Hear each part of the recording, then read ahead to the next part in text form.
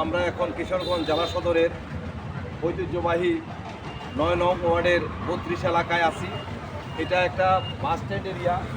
এই বাস স্ট্যান্ডটি ঐতিহ্যবাহী, অনেক পূর্ব থেকে এই বাস স্ট্যান্ডটি প্রচলিত ছিল, কিন্তু বিগত সরকার আমলে কিছু দুষ্কৃতকারীর স্বার্থান্বেষী মহলের চক্রান্তের কারণে বাস স্ট্যান্ডটি বন্ধ হয়ে যায়। তো এখন এই বাস স্ট্যান্ডের যে সমস্ত গাড়ি এখান থেকে ভৈরব হয়ে স্থানীয় রুটে এবং ঢাকা আসা যাওয়া করতো ৩২ কিশোরগঞ্জ, এই বাসগুলি এখন আর চলছে না।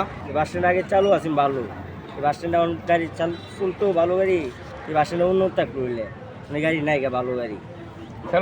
কক্সবাজার গাড়ি চললে যে চিন্তা হলো আপনার বাস স্ট্যান্ড গাড়ি আবার নতুন করে ছাড়বে, এই কিছুদিনের ভিতরে করে ছাড়বে আর কি, মালিকটা গাড়ি মিলাই যাচ্ছে। আপনার দূরপাল্লা গাড়ি চলবে, কক্সবাজার চলবে, যেমন আপনার রাজশাহী, বগুড়া আর ঢাকা। ভালো গাড়ি হলে সুবিধা হবে, ভালো গাড়ি হলে চলবে, ভালো যাত্রীরা চাই ভালো গাড়ি। এখন এই স্থানটি দখল করে নিয়েছে সিএনজি এবং অটোরিকশার গাড়ির গ্যারেজ হিসাবে।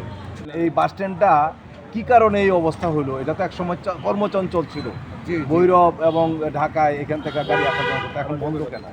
এখন বন্ধ, হয়তো মালিকটার দুর্বলতা আছে, ওই কারণে বাস স্ট্যান্ডে বন্ধ। এখন বাস স্ট্যান্ড এটা যখন ছিল তখন কিশোরগঞ্জ আর কোনো বাস স্ট্যান্ড ছিল না, তখন এই বাস স্ট্যান্ডের জমজমাট ছিল। হয়তো কিশোরগঞ্জ বিভিন্ন জায়গায় বাস স্ট্যান্ড হচ্ছে, কাইডাল, চামড়া বন্দর, তারাই, কেউন্দা, বিভিন্ন বাস স্ট্যান্ড হচ্ছে। ওই কারণে এই বাস স্ট্যান্ডটা দুর্বল হয়ে গেছে।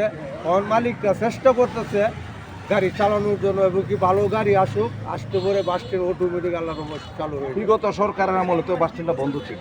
হ্যাঁ, বাস স্ট্যান্ড বন্ধ ছিল।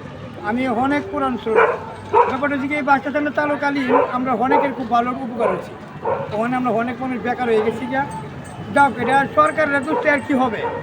বিশেষ করে ব্যাপারটা হচ্ছে আমরা কর্মফলের দিকে নাই, আমরা অনেকজন এদিক সেদিক গেছি অনেকটা আমরা চালু হইলে আমরা অনেক কাজ টাকা হয়ে এলো, আমরা অনেক সুবিধা। এই বাস স্ট্যান্ডটি বন্ধ হওয়ার কারণে, বিগত সরকারের আমলে বন্ধ থাকার কারণে এখান থেকে যে শ্রমিকরা কর্মসংস্থান হইতো তারা আজকে বন্ধ, তারা এখন বেকার হয়ে গেছে। যার ফলে এটা এই নতুন সরকারের আমলে এই বাস স্ট্যান্ডটি চালু হোক, এটাই জনগণের প্রত্যাশা। কিশোরগঞ্জ থেকে শাহ মোহাম্মদ সরওয়ার জাহান।